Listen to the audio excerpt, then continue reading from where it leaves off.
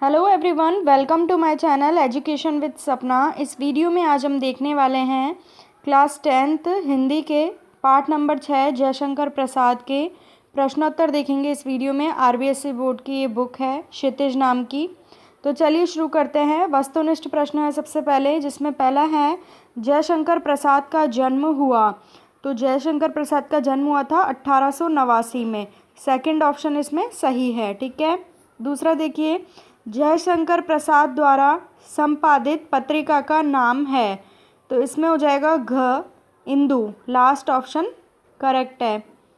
आगे है अति लघुत्रात्मक प्रश्न, जिसमें जयशंकर प्रसाद के किन्हीं 3 काव्य संग्रहों के नाम बताइए। ये संग्रह की जगह संग्रह है, बुक में आप क्वेश्चन देख लीजिएगा, टाइपिंग मिस्टेक है। तो इसका उत्तर हो जाएगा जयशंकर प्रसाद के 3 काव्य संग्रह हैं कानन कुसुम, प्रेम पथिक और लहर। अगला फोर्थ क्वेश्चन, ईश्वर की प्रशंसा का राग कौन गा रहा है। तो इसका उत्तर हो जाएगा ईश्वर की प्रशंसा का राग तरंग मालाओं के द्वारा सागर गा रहा है, ठीक है। पांचवा है मनुष्य के मनोरथ कब पूर्ण होते हैं। तो इसका उत्तर है जब ईश्वर की कृपा दया होती है तब मनुष्य के मनोरथ पूर्ण होते हैं।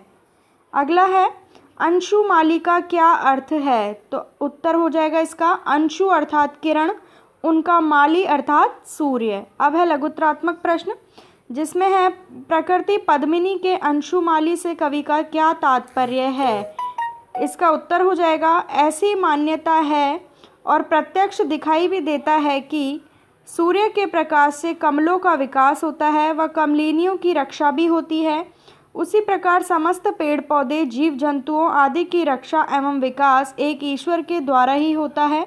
अतः इस प्रकृति रूपी कमलिनी का विकास करने वाला ईश्वर रूपी सूर्य ही है। ईश्वर की ही सृजन क्षमता से प्रकृति का विकास एवं प्रसार होता है। अब अगला क्वेश्चन है, कवि ने ईश्वर को अनादि क्यों कहा है। इसका उत्तर हो जाएगा जिसके जन्म का अथवा उत्पत्ति आदि का पता ना चले, जो इस सृष्टि में सर्वप्रथम हुआ हो, उसे अनादि कहते हैं। इसी आधार पर वेदों एवं पुराण आदि समस्त शास्त्रों में परमेश्वर को अनादि कहा गया है। परमेश्वर के माता पिता कौन हैं या किसने इनका पालन किया, यह भी किसी को ज्ञात नहीं है। फिर भी परमेश्वर की सत्ता है और वही समस्त चराचर सृष्टि का पालन, रक्षण व विकास करता है। इसी कारण कवि ने ईश्वर को क्या कहा है, अनादि कहा है। नेक्स्ट क्वेश्चन, यामिनी में अनूठा पता कौन बता रही है। तो इसका उत्तर हो जाएगा यामिनी अर्थात रात्रि में, रात्रि को कहते हैं यामिनी, ठीक है।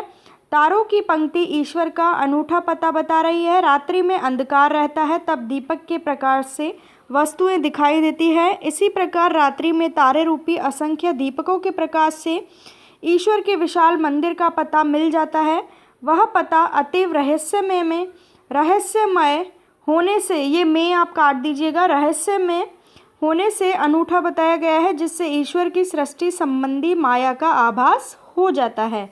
नेक्स्ट, दयानिधि से क्या तात्पर्य है। इसका उत्तर हो जाएगा दयानिधि का शाब्दिक अर्थ दया का भंडार है। कविता में कवि ने परमेश्वर को दयानिधि बताया है, क्योंकि ईश्वर की दया से ही क्या होता है, सृष्टि का संचालन होता है। प्राणियों के सुख दुख तथा जन्म मरण आदि के साथ रात दिन आदि का क्रम चलता है। ईश्वर की दया से ही प्राणियों के सारे मनोरथ जो है पूर्ण होते हैं। अब है निबंधात्मक प्रश्न, तो इसमें 11वां प्रश्न देखिए, प्रभो कविता का सार अपने शब्दों में लिखिए। महाकवि जयशंकर प्रसाद ईश्वर की स्तुति करते हुए बताते हैं कि चंद्रमा की किरणों से ईश्वर की दिव्य ज्योति का पता चलता है। ईश्वर अनादि है, उसकी माया अनंत है, वह इस संसार लीला से ज्ञात हो जाता है। ईश्वर की दया का प्रसार सागर की तरंग माला में दिखाई देता है और उसी से इसका स्तुति गान भी होता है। कब यहाँ कवि कीजिएगा, टाइपिंग मिस्टेक है। कवि कहता है कि हे प्रभु, आपकी मधुर मुस्कान चांदनी के रूप में तथा मधुर हंसने की ध्वनि नदियों के कलकल में सुनाई देती है। रात्रि में आकाश में असंख्य तारे जगमगाते रहते हैं, उनसे तुम्हारा यह सृष्टि रूपी मंदिर अनोखा लगता है। आप इस समस्त सृष्टि के पालक एवं रक्षक हो। आप ही, इधर ही कीजिएगा, आप ही इस संसार रूपी उपवन के मालिक हो। आपकी दया कृपा से ही हम सभी के मनोरथ जो है पूर्ण होते हैं। आप दया के सागर हो। हम सभी आप पर पूर्ण आस्था एवं विश्वास रखते हैं। आशा है कि आप हमारी पुकार अवश्य सुनेंगे। नेक्स्ट क्वेश्चन, प्रभु कविता की भाषा की विशेषताएं बताइए।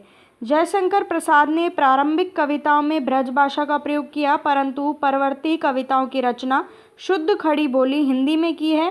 प्रसाद की भाषा की विशेषता यह है कि इसमें भाव अभिव्यक्ति की मधुरता एवं भावात्मकता के अनुरूप संस्कृत निष्ठ तत्सम शब्दावली का प्रयोग अधिक हुआ है। इस विशेषता के कारण प्रस्तुत कविता की भाषा तत्सम प्रधान है।